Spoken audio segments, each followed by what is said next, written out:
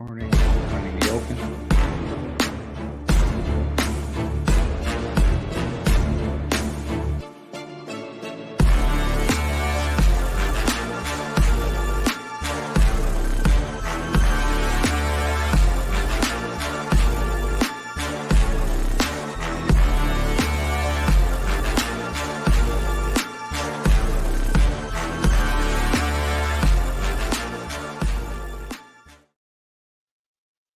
Hey, what's up, guys? Simon Edwards at Pumacom here with Heat Seeker Sports, and you're watching Gamescript. Gamescript is a show where we like to break down these island games and give you an idea of the best narratives to take and best game scripts to take when you're building your DraftKings Showdown lineups.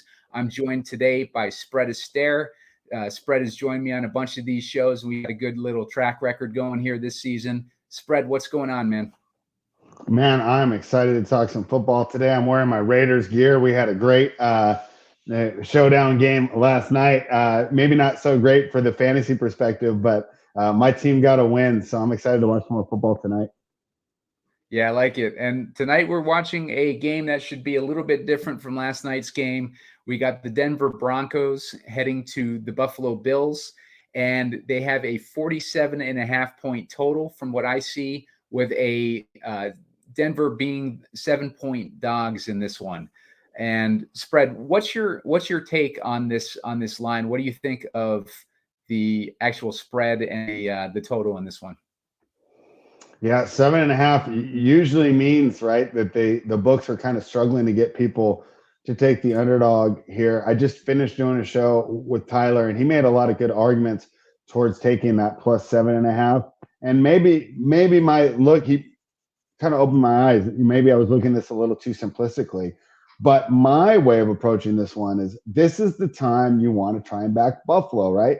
They're coming off that huge loss, heartbreaking loss to the Bengals. You know, they're focused in, dialed in this week. They're only 5-4. I mean, they're slowly falling out of this playoff picture and get lower and lower there in the standings. This is a great spot where you expect to see a fully focused team, attention to details in the practice this week.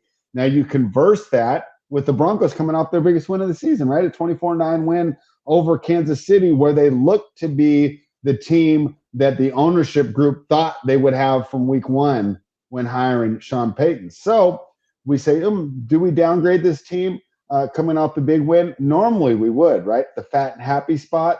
But because the team started off so poorly, you have to wonder if they still have their eyes on the prize and the attention to detail would still be there, because even though they did get that win off the Chiefs, they're still 3-5, and there's still a ton of disappointment surrounding this team in that local Denver area. So I think you can make good arguments on both sides. If you have to pin me down, I'm going to go with the pedigree and the resume of the Buffalo Bills to bounce back, especially off a tough loss. And we know that this team can be bullies. They do like to run up the score against weaker opponents, and they usually struggle when they're against another heavyweight like themselves. So it really comes down to, are the Broncos one of these weaker opponents, or do we throw those first 3 or 4 weeks out, look at what this team's put together for the last 4 weeks, where they've looked to be, I would say, even a playoff level team. Now, it'd be a wild card team and a team that would lose in the first round, but maybe not the complete embarrassment they were. Through 4 weeks, what were they? The worst defense of all time? It shows you and I hate those too, because they were using the full season samples against the 4-game sample when they were saying that, right? So sometimes those can be a little hyperbolic. Yeah, I mean, honestly, like, I'm not even looking at the first 4 weeks of the season at this point, just because I kind of give Denver a pass on those first 4 weeks. They're dealing with a new coach, a coach with a pedigree himself, and you pair him up with Russell Wilson. It's kind of, you got to figure there's going to be a little bit of being off of the page together, like in those first few weeks of the season. It feels like they've gotten on the same page for these last few weeks of the season, but even more importantly, Denver's defense has gotten it together in these past few weeks. And on top of that, they are coming off a bye. Sean Payton has a great record coming off the bye. He's 10-3 in his last 13 seasons coming off the bye. I mean, obviously that's, with the Saints with a much with Drew Brees, right? Yeah, exactly. Just like I always argue against Belichick trends, like, are those really valuable anymore? Yeah, but at the same time, I'm just looking at Sean Payton as like a coach with a proven track record. He joined a new team, obviously, this season, and we were all making fun of this team for the first 4 weeks of the season. But if you chop out those first 4 weeks, and I do it for Buffalo too, because Buffalo in week 5 they lost Matt Milano and Tre'Davious White in those first 4 weeks of the season. They're a completely different defense too. So, for any numbers that I'm using in tonight's show, I'm using it from week 5 on, just because the teams are completely different from week 5's on, as far as, what I just mentioned with the injuries that Buffalo sustained and the adjustments that Denver has made. So, I mean, I think when you look at the last, from week 5 on, you're looking at a much closer matchup. And I think, what Spread said, has a ton of merit as far as, Buffalo with the pedigree, Buffalo coming off the disappointing loss, and Buffalo in a bounce back spot. But at the same time, I think Denver has been a team on the rise. And we've seen these teams, when they start to get momentum, they can really get momentum. And on top of that, Denver's coming off of a like a bye week. So they're not necessarily in a letdown spot. They're more in a, we've had time to prepare for the Bills. Meanwhile, the Bills are coming off a short week, and like they're having to face a team on the rise. So while I think that the Bills have a strong chance of winning this game, I think that 7 points Spread. Said you see 7.5. Let me see. I see 8 now offshore at Bookmaker. Bill's taking a little money right before close. Simon, just to add to your point, if I do it the way that you're doing it, you're taking the +8 or the +7.5. Yeah. That's what I'm saying. Yeah. Yep. So I think a little bit of me leaning towards the Buffalo side is just taking a huge sample size, and I know that Josh Allen got a lot of criticism, and we were arguing about him earlier on the show about how good he really is, and does he deserve to be in that elite tier with Mahomes and Joe Burrow. But to me, he's inarguably miles ahead of Russell Wilson at this point, respectively, in their careers. So that's just one thing that I think that maybe the numbers aren't accounting for here. And actually, let's throw all the statistics out and look what we've seen on paper. And we have by far the best player on the field will belong to the Buffalo Bills. Yeah, I agree with you there. And I do think that from personnel perspective, as far as Diggs and Allen, I would take Diggs and Allen over Russell Wilson and Sutton. If we're going to put Sutton as his top receiver, I would take Diggs and Allen for sure. From a coaching perspective, I think I'd lean more on Payton though, as opposed to McDermott. So that's where it's going to be interesting. It's going to be interesting in who's able to maneuver their players into position to win tonight, and who comes in with the best game plan. And I do think that there are some weaknesses on the Buffalo side, especially with their defense. And there's also weaknesses on the Denver side that each of these teams can exploit. And when we dig into this player pool, we can take a look at some of those weaknesses and how we can build our DraftKings Showdown lineups to profit on some of the narratives and some of the potential game scripts that we can write here. So before we get into it, make sure to hit like on the video. We're looking for 15 likes. And I'll try to put out a short video. We're getting a late start today. I had a bunch of reselling obligations to do this morning, so I got a late start today.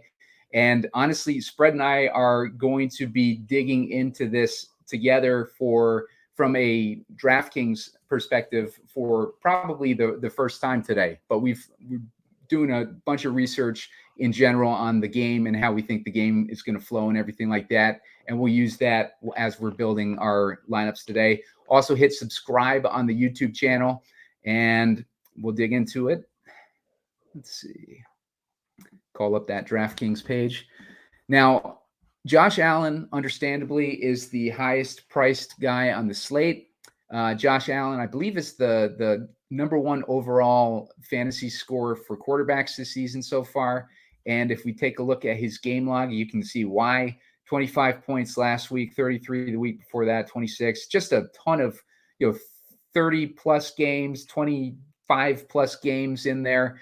Josh Allen is basically a guy that you want to put at least in the flex anytime you build one of these showdown lineups that he's in it. And I would say, especially in a night like tonight, Spread, I think that this game could shoot out a little bit. I think it can shoot out a little bit. And in a situation where a game has potential to shoot out, I definitely want Allen at least in the flex. What are your thoughts here on this Allen situation? Yeah, to me, it seems like you're going to have to find a way to get him in your lineup. And isn't this fun to do a game, right, where the defense and the kickers don't just feel like, they have to be in there? Right. Maybe, hopefully, right, for the sake of us viewing, especially if you're not going to have a lot of money on it. This game goes over the total, and we get some offensive explosions here. So I'm with you, and I'm pretty sure if you've consumed other content throughout the industry through the day, I think you'll be hard-pressed to find someone who's going to tell you that Josh Allen's a bad play tonight. So I expect to see a lot of Allen in your lineup, and just know that you're going to have to get different because a majority of the field's going to have him. Yeah, I think Allen is pretty much, like just about as close to a lock as you can get. I think the only situation that you're going to be even questioning that is when you're deciding in situations where you can't fit Allen and Diggs into your lineup, like which of those guys you want to leave on the bench. In this situation, Spread, if you're forced to decide between Josh Allen's and Stephon Diggs, which one do you think you would leave out of your lineup? Diggs, yeah. Because Allen can get there on his own. So we'll talk about it, right? And we had that situation off the last show we did on Sunday morning where, hey, Pittman captain, right? I sent you my screenshot. My very best lineup was a Pittman captain. And in fact, if I wouldn't have played Minshew, would have got even higher on the board as he did not come through for me. But I don't think this is a case where he's as reliant on his #1 as Allen is. Now, of course, I think ideally, especially on your Buffalo builds, you're going to get both of them in there and find a way to work around it. But if you do put me in that tough situation where I can only take one, let's see, is this better now? Or worse? Okay. I think if you only take one, take Josh Allen. Yeah, Josh Allen. I would agree with you there. When we've had this situation in the past, Spread and I have tended to lean towards Josh Allen over Stephon Diggs. Now, in reality, in showdowns, it tends to be a crapshoot. Usually, you have to find a way to get both Allen and Diggs into your lineup. So, it's going to be kind of a decision that we have to make when we start building these lineups and we kind of see what kind of value we have to work with. I don't have any interest in Cook tonight, just based on his usage in this offense and his price being so high. Looking at 10,000 for James Cook, just not interested there. Spread, do you have anything to add there? Yes, I think that if you build a Buffalo heavy build, 5-1 Bills, I think he's your key piece. So here's the game script where that happens, right? Bills get out 24-0, 24-3. We go into the second half. They're obviously going to win. This is the time this team needs to establish the run and not have Josh Allen be their best running back. I think Cook has looked good when given the opportunity, which is crazy because he did not look good when he got drafted. I remember I was so high on him. I was Dalvin's little brother. You're getting, another version of Dalvin. And it's very rare for me to see either running backs, they got it or don't, right? Running back seems to be, and which is why probably the RB don't matter. There's no development involved. How many of these guys just hit the ground running? So give them credit for developing, which doesn't happen often in the running back situation. So I do have interest in Cook. If you're building one single entry lineup, I agree with you. I think you're fine leaving them out. But for me, we usually I like to build them while we're talking. I already have one in, and I'll discuss with you that way because that actually is a Denver-based one. But I'm going to build some 5-1s, and I think that I'll have Cook be the centerpiece there, and that's the Buffalo blowout script. I don't need Stephon Diggs when I'm up 24-3. That's where these running backs are going to come in. And I even think if you do that, you can get away with 2 running backs from the Bills on a full Bills blowout script. I think I can get Cook and Murray in there. Yeah, I think to your point with the actual game script there, that makes a lot of sense. And I will add that Denver is allowing 24.8 DraftKings points a game to the running back position. So that is a great matchup for running backs if you want to take that angle on it. For me, I tend to, just based on his usage so far this season, I tend to shy away. But Spread can probably convince me when we're building these lineups on a good way to use Cook there. So. Cook, we're only interested in our Buffalo builds. I think he's in our 5-1 builds. And one final counter against him, one of the reasons why he's not going to be in our more balanced builds or our single entry build is you just noted those stats against the running backs, right? But my guess is you use full season. And how much of that? Yeah. What's up? Those were since week 5. Yeah. Oh, it is since week 5. Denver still gives up that much to the run?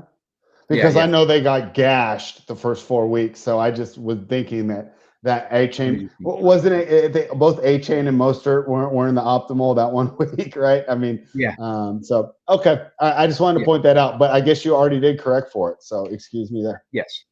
Yeah. And Denver, before I took out those weeks, Denver was by far the leading team as far as allowing running back points, DraftKings points. And now, after taking out those first 4 weeks, they dropped to seventh overall and allowing those points, and 7th most DraftKings points allowed to running back. And right behind them at number 8 is Buffalo. So we've got 2 teams here that are weak defenses against the running back. We've seen how bad Buffalo has been recently. And, that'll lead us to Javonte Williams here. Javonte Williams took over the majority of snaps for the backfield right before the bye. So I would expect them to come out of the bye with Javonte leading the way. And his last game before the bye, he scored 19 DraftKings points. Now, an interesting thing with the Bills as well is they're giving up a bunch of receptions to the running back position. I believe it's top 5 or top 6, somewhere around that range. So, Javonte is going to be in a good situation as far as, game script, because, if they're up, then he's going to have an opportunity to run it, or up or competitive, he's going to have an opportunity to be running the ball. And if they are down, he's going to have opportunity to catch the ball. It depends on how much they want to use him versus, Samaji and that rookie that they got too. So, I mean, it's going to depend on, how much preference they give Williams if they are in a script where they're, coming from behind. But Denver, they're going to be relying on passing to the running back tonight and, trying to open stuff up downfield if they can. But I think running backs will probably be the most targeted position for Denver tonight. What do you think about that, Spread? I agree with you, but my favorite play is the rookie that you spoke about, and that's Jaleel McLaughlin. Kegs all over him tonight too on the rushing props, and I know that props and DFS don't always correlate because I just only need to go 1 yard over on a prop to cash, where DFS, you need these guys to smash. But fortunately, look at this price here, Simon. I mean, this is my favorite play on the whole slate. So while I do like Javonte, I've already made a lineup or two running around Jaleel McLaughlin, and I can't believe at 2,600 he's only in the flex. He's going to be in most of my lineups, and I also think that he's a capable receiver out of the backfield, so he can get some of that work going to Williams. And the great part about it, at 2,600, I don't need a lot, right? I don't need a lot to get there. It opens up so much more for me. So I agree with everything on your point on the running game. I just think that McLaughlin at this price point is the best play from the backfield. Yeah, I do like that price on him. What is Pirine at? Samaje Pirine is at 1,400. He has, and I think that at this point, McLaughlin has established himself as the clear number 2, and I'm fine staying away from Pirine and giving every single Pirine. I'm only making 10 to 15, but I'm going to give every single Pirine share to McLaughlin. It's only 1,200 different, and I just think the upside is so much higher. I don't think Pirine gets there without an injury. I think McLaughlin can have a big game in tandem with Javonte Williams playing well. I think that McLaughlin definitely earned his spot when these guys were both out and he was the lead back. You know, he was just dominating in the backfield, and you know, those few games earned him that backup role right behind Javonte Williams for sure. And Pirine, you know, he's still getting targets. He's got 3 targets the last couple weeks. You compare that to, you know, what McLaughlin got. He got about the same. But I think as far as upside, I would tend to go with spread on that, and I believe that McLaughlin has more upside for sure.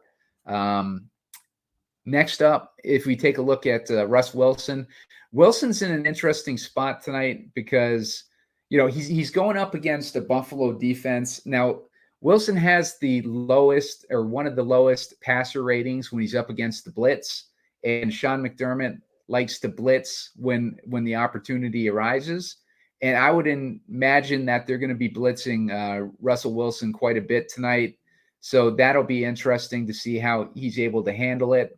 One thing that's interesting with Russell Wilson too is, you know, I was listening to some of these, you know, like the local Denver Broncos talk about it, and they were talking about how, you know, the reason why he holds on to the ball so much, you know, he's a stat guy. He wants to make sure that his passer rating is up. He's not throwing interceptions and stuff like that, and he's holding on to the ball a decent amount, but he's also going through his reads. And this is going to be, you know, like, I think a key point for tonight, right? If Russell Wilson is going through his reads, looking for the open receivers, that is going to be good for Mims tonight, because they're talking about using Mims more. We're coming out of a bye, you know, like it's an opportunity for them to integrate Mims more into the offense. Mims is going to be able to get open with his speed. And we're dealing with Russell Wilson, who throws to his first read at the lowest rate in the league, which, you know, that nugget stuck out to me like a sore thumb, because that is that is a perfect opportunity for a guy like Mims to, you know, like have one of those games where he scores, you know, like the 23 fantasy points as opposed to, you know, like 4 or 5 fantasy points. But what are your thoughts on Mims? Just to jump over to him real quick, Spread. Yeah, I know it's more fun when we disagree, but I think that you hit the nail on the head. The only thing I'll add, so I completely agree with you. The bye week, great chance to get him integrated. Why would they do that? Sean Payton loved this guy. He traded up for him, right? And this is his first draft. This is a guy that he really likes. He's not going to give up on him so early. So I completely agree. You look at the fact they moved up to get this guy. He has to believe in him. He has to believe in himself. This is a chance to pat himself on the back where he's being doubted. Hey, let's make sure that my draft looks good for this first year, as I'm arguing with ownership about where we go from here going into this offseason. Because as improved as this team is, I still think it's safe to say that they're going to fail to exceed expectations this season, and it will be a tumultuous offseason in Denver.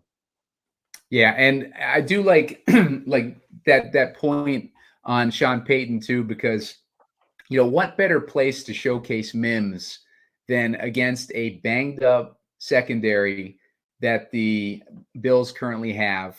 You have a quarterback who's willing to throw beyond his first read. You got a wide receiver who's fast enough to get open to begin with, and then he's going up against a banged up secondary on top of it. We were just seeing news that Minkah Fitzpatrick might be out tonight. Double check that news. I'm seeing a tweet that Minkah Fitzpatrick is. I'm sorry. Micah. I say, Hyde is it Minkah Fitzpatrick on Steelers? Get those mixed up. Micah Hyde is out tonight. He's the. I'm going to Google that for you right now, Simon. But that's what we discussed on the other show, and I believe that he's going to be out. Yes. Oh, wait. Yeah, he's out. He's been out for 2 days. Yeah. So I mean, like Mims is going to be. Hopefully, he'll be sneaky. He's the type of guy that might have ownership that's too high. But if you can see any type of ownership discount, you know what? I'm going to check his ownership right now. Hang on a sec here. Mims. Why don't you give a couple thoughts on Mims real quick here?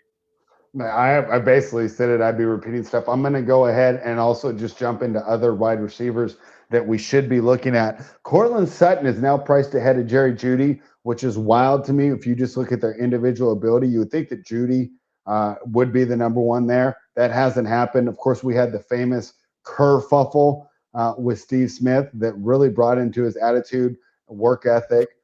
So, of course, Judy's another player that I think that the team and himself is going to be motivated to get on the right track. So Sutton's had a better statisticals this season, but in correlation with Mims, this is a team that's going to be looking to make changes, looking to become more dynamic. If you give me between those two players right now, I'm favoring Jeudy off the idea that, hey, it's going to be a great opportunity for him to make a statement. I also think he's going to be a little lower owned. It's going to be a good way for me to get different, because I already know I'm duping with Josh Allen.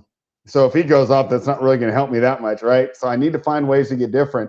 I think running it back with Jeudy instead of Sutton makes a lot of sense. And if you're going on that Bills blowout script, right, you can leave Russ out. You throw in a Jeudy and a Mims. Now I get 4 Bills in there, and that's a lot of fun too. I can even do a Bills blowout script where I just throw all my salary there, right? And maybe I just run it back with Mims and McLaughlin. And now I got all my money for Bills. And I think I have 2 pretty good run backs. Yeah, I like that too, because Jeudy is, the slot receiver, obviously, for Denver. And Buffalo is giving up 24 DraftKings points per game to the slot position. They're giving up 15.5 points a game to wideouts, but they also tend to guard the number 1 wideouts pretty well. So that leaves Jeudy in a perfect spot to have a blow up game. Just like Spread said, like he had that stupidity with Steve Smith, like right before I believe it was before the first. It was a primetime game because he blasted him on primetime. Yeah. I'm trying to think. It was maybe the Broncos Jets. Maybe I can't remember the game. Yeah.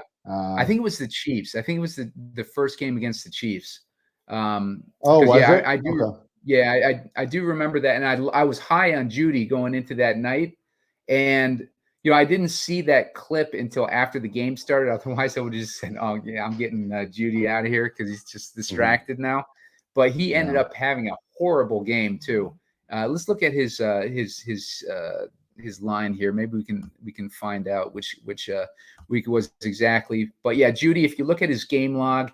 Against that first game versus the Chiefs, he scored 4 points. So yeah, I'm pretty sure that's the one that it was. That was in week 6.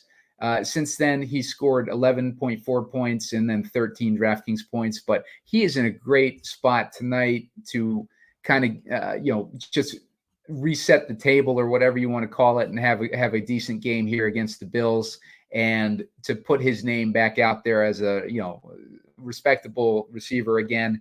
I like him better than Courtland Sutton. The problem with these receivers too, Spread, is like you think that bringing in a guy like Wilson, the thinking before he came in was, oh shit, like Russell Wilson's coming in, it's going to upgrade these receivers. But like these receivers just have not gotten on the same page with Wilson, since he's joined the team.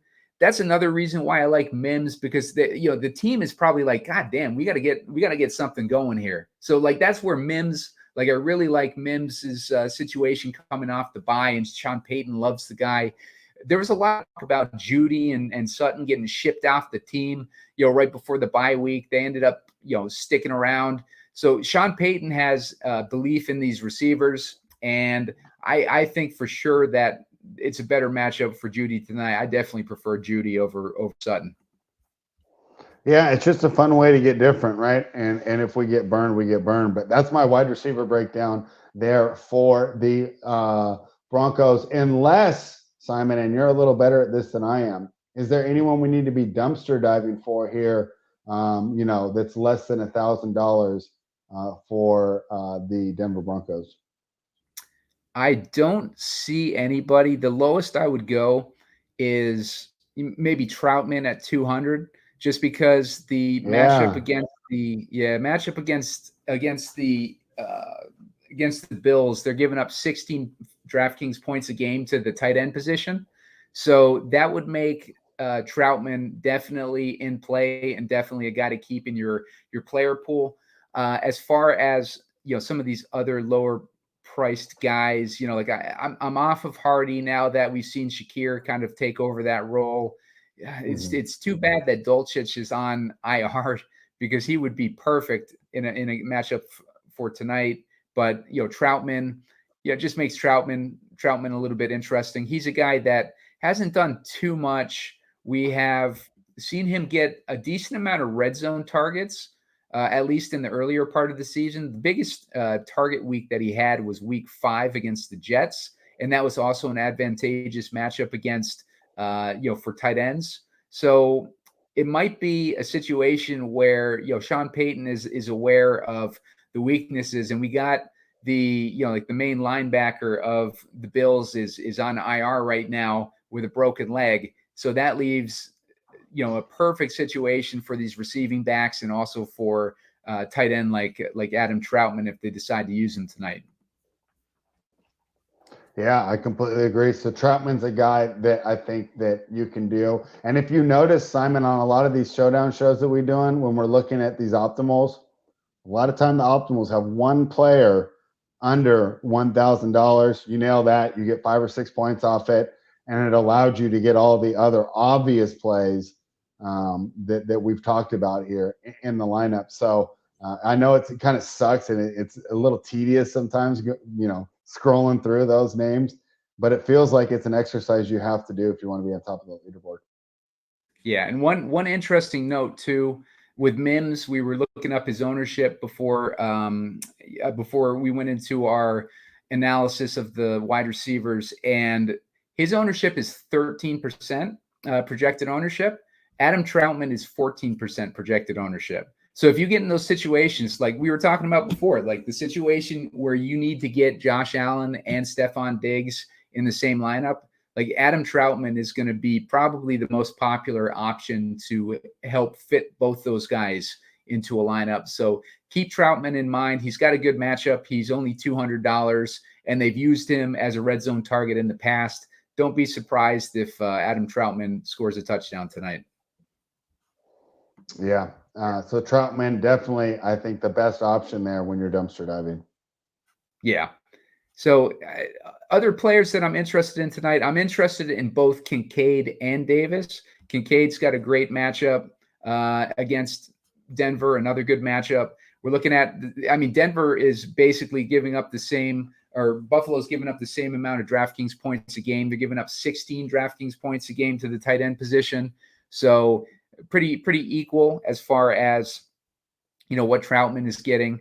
And then on top of that, he's been used more in the passing game ever since Knox went down. It kind of opened up the door for him, and he's basically become their wide receiver 2 so far in the offense. He's basically the second guy that option that Allen is throwing to. So I like Kincaid, and I like Gabe Davis in this matchup, because look at his splits at home versus the road. When you see like Tampa Bay, 23 points he scored at home. Cincinnati, 0 points. New England, 1.6 points on the road. New York Giants, he didn't have a big game against the Giants. He only scored 4 points. He played at home there. But Jacksonville at home, 25 DraftKings points. Miami at home, 15 DraftKings points. Las Vegas at home, 21 DraftKings points. Look at him on the road versus the Jets. Well, Jets is a tough matchup, but he only scored 5.2 points. At Washington, 10 points. At New England, 1.6 points. And at Cincinnati, 0 points. So I think that Gabe Davis playing at home tonight in primetime is a good pivot if you need to get away from Diggs and you want to get one of those Buffalo receivers in there. Let's talk about Gabe Davis and a Buffalo win build, a Buffalo cover. All right, so Buffalo's covering in this scenario. They're outscoring them by 8 points or more. Who should I have in my captain slot, Simon? While you were speaking, I threw together a Gabe Davis captain. Pretty fun because it allows you to get there. You got to go dumpster diving for your run backs. I'll just put it that way. But I'm having fun just throwing entries in there. Single entry. I'm building Bills blowout build or Bills cover the game build. Which captain do you like here? I mean, we talk about raw points with Josh Allen. The question is, am I just too duplicated with him at captain? And should I be looking at another man here at captain? Yeah, if I'm going with a captain option for tonight's game, I have a pretty strong confidence that Gabe Davis, it's going to be a Gabe Davis night tonight, and his captain. I'm gonna make another one right now. Yeah, we're looking at a 3% captain ownership on Gabe Davis tonight. So Gabe Davis is probably one of my favorite captain options on the night, I would say. All right. I like that one a lot. Yeah, so I just made another Davis one. Okay, so now we're multi-entering. I got my couple Gabe Davises that I already built. Who's your second favorite Bills option for captain? Second favorite Bills option would probably be Kincaid. And I mean, that's just with my style of the way I build lineups. I don't like using these expensive guys because it almost always forces you to limitations in your other aspects of your lineup. With Diggs, yeah, basically it forces you to dumpster dive for 2 slots instead of 1. Exactly. That's the way I look at it. Yeah. And the Diggs situation up against Patrick Surtain, that's enough of a deterrent for me to lean towards a cheaper guy at captain, because even if Diggs, like let's say he has a decent night, he scores 16, 17 DraftKings points. If you look at that in relation to his cost, especially at a captain spot, like you're not getting very many points per dollar in that situation, and you're getting the ownership hit on top of that. Whereas if you go for a guy like Davis, who could score, let's say Diggs scored 17 points and Davis scored, like 15 points, then Davis would be the better captain option, because obviously on a point per dollar basis, you're getting a much stronger value. And Davis is significantly less. He's about 5K less than Diggs as it is. So that's why I like to lean more towards these mid-price guys as captain. Usually, like the most likely outcome is that Josh Allen or Stephon Diggs is going to be the highest scorer on this slate. But as Spread and I talk about pretty frequently, we're looking for a less likely path to the money, because we want to be able to make more mistakes.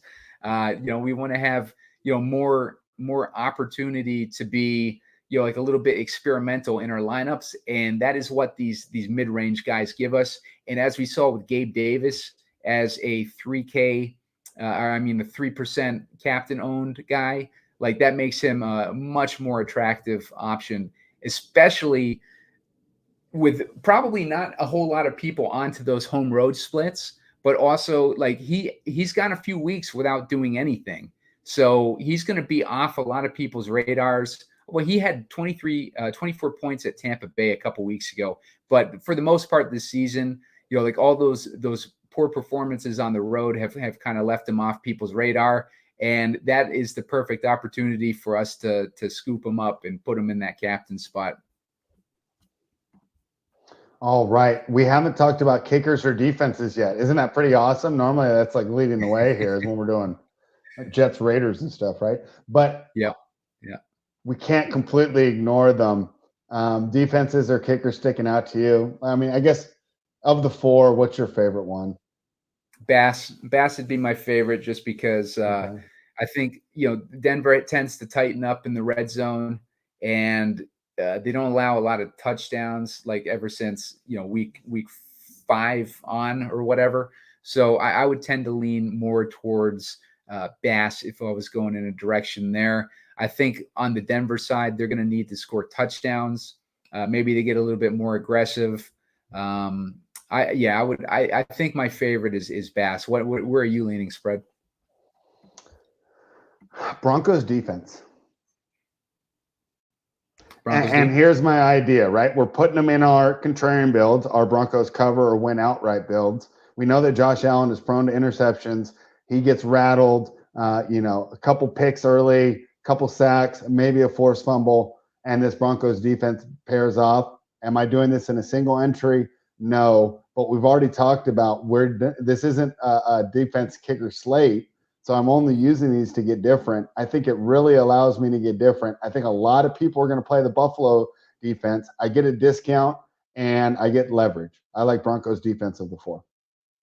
Yeah, I like that too. And there's been a few times where I've used the opposing defense versus Josh Allen this year, and it's paid off. Like the main one was in week 1.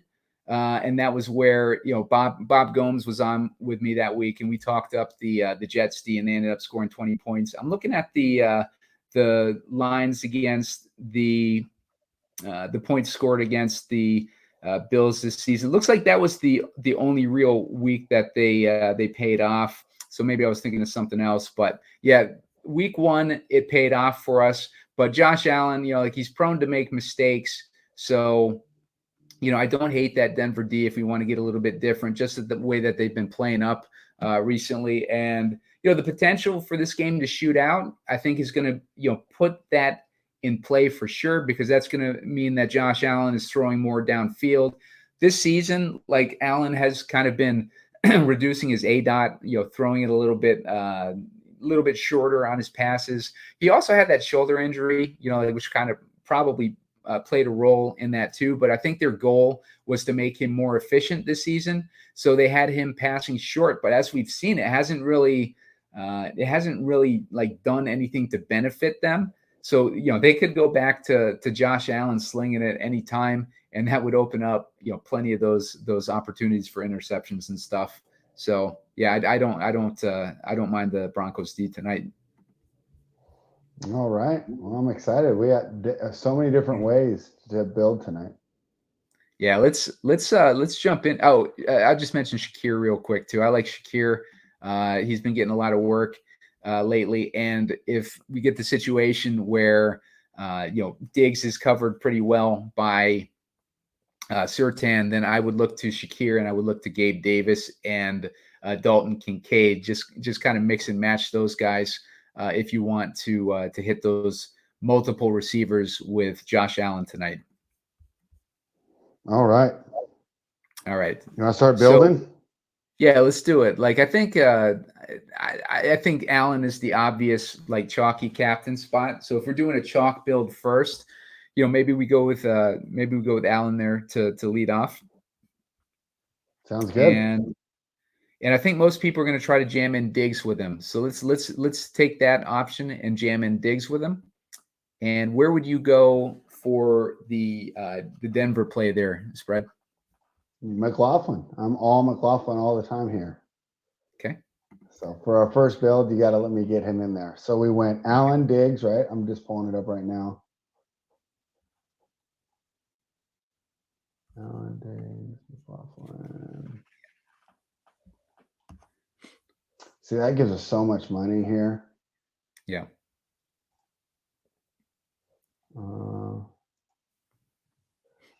I think we have to put in one of we got that passing running back. Maybe we put in Jeudy to Spread, because we both like him tonight, and we're going to want to get, I think, probably one receiver in here, like on the Denver side. But what do you think about that?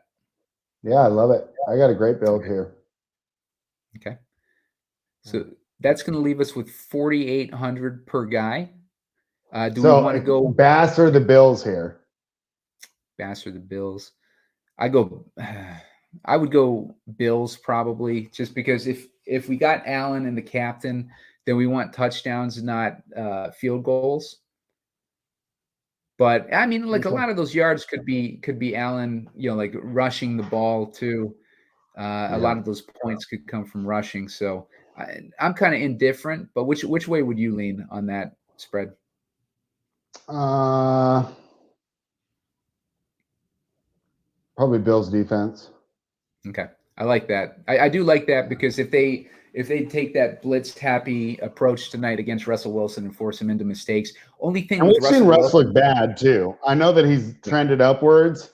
yeah, We've also seen where he can't hold on to the ball either, right? exactly, I yeah. mean, that Like, and fumble against the Bears. I mean, come on. yeah.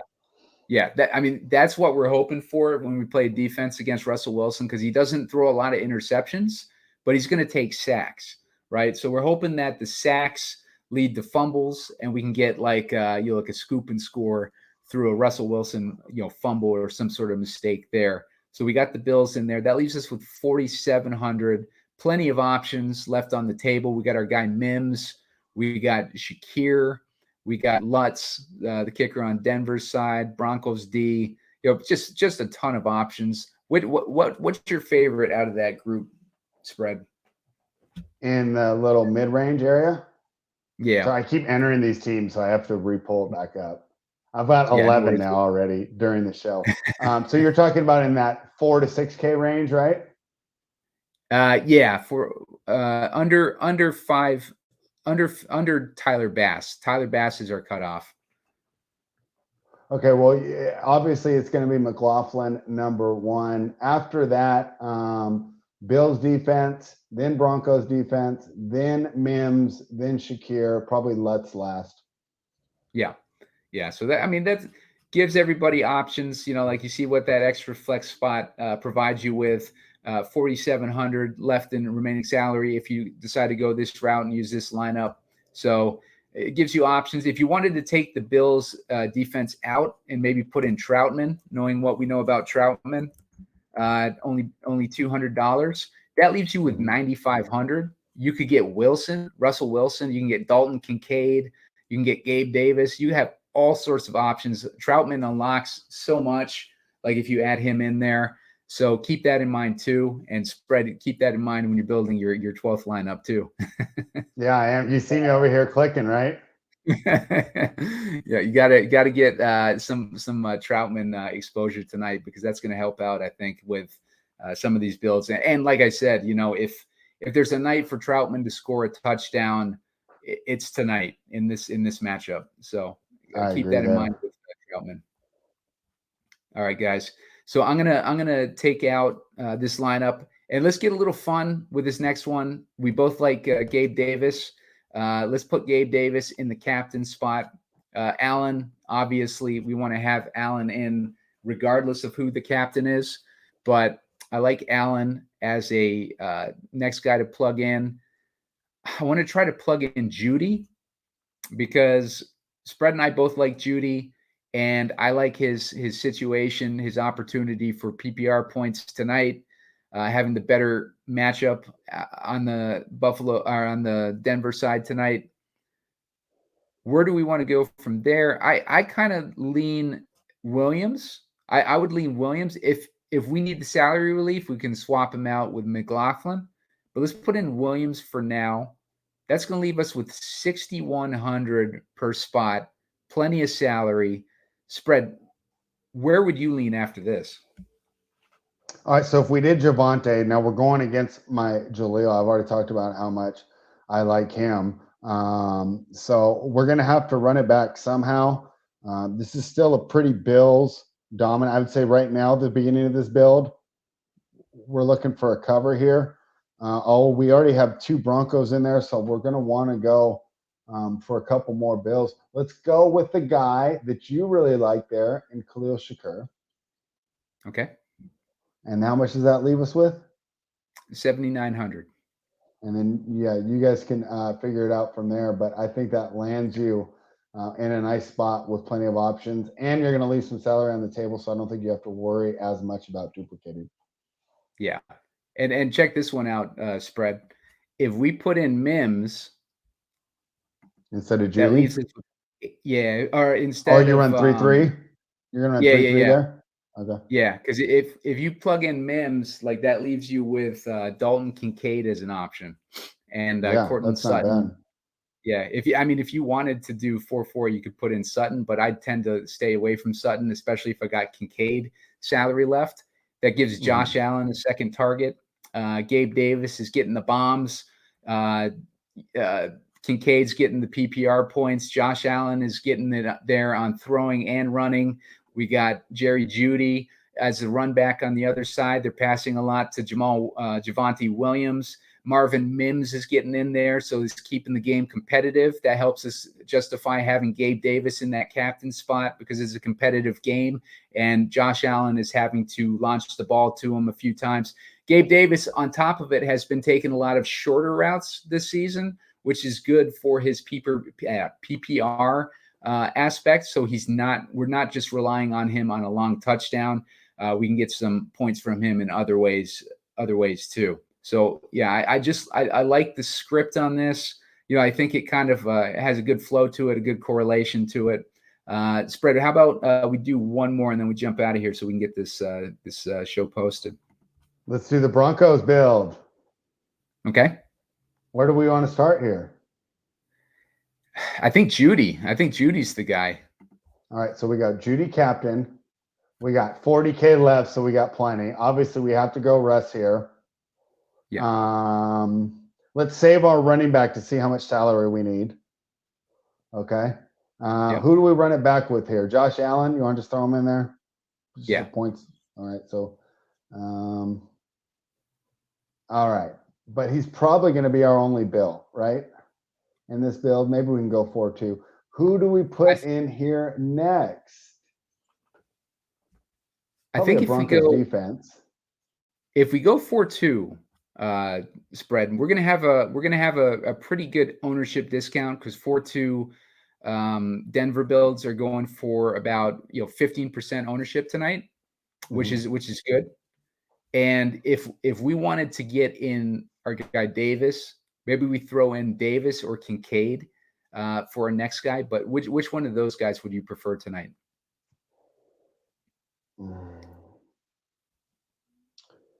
Davis. Wouldn't you? Yeah, I think so too. Yeah, I like Gabe Davis tonight. I think he's got I mean, he's one of my captain picks tonight, so I kind of like Gabe Davis, keeping him in as many lineups as possible. Leaves us with. I just did a nice 4-2 off this start. Yeah. Oh, who else do you have? We can't say the whole lineup, right? Yeah. But for right, so we started with Jeudy, Wilson, Allen. I threw in some Broncos defense, and then we just talked about Gabe Davis. So I like it. Yeah, you'll like where you land there. Yeah. So I mean, it gives you guys plenty of options for like a direction of where you want to go.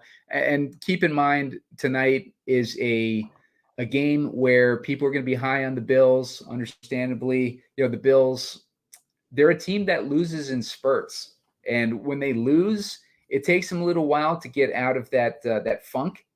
But they could get out of that funk at any time. Like this game could go like multiple different ways. So, make sure you're accounting for multiple different game scripts. Like if you're multi-entering tonight, but if you're going to be entering just like 5 or 6 lineups, pick a game script and stick with it. Like if you think that Denver can pull this one off, I think that is the smartest way to go. If you're entering just a few lineups, that way you're going to separate yourself from the field if it goes our way.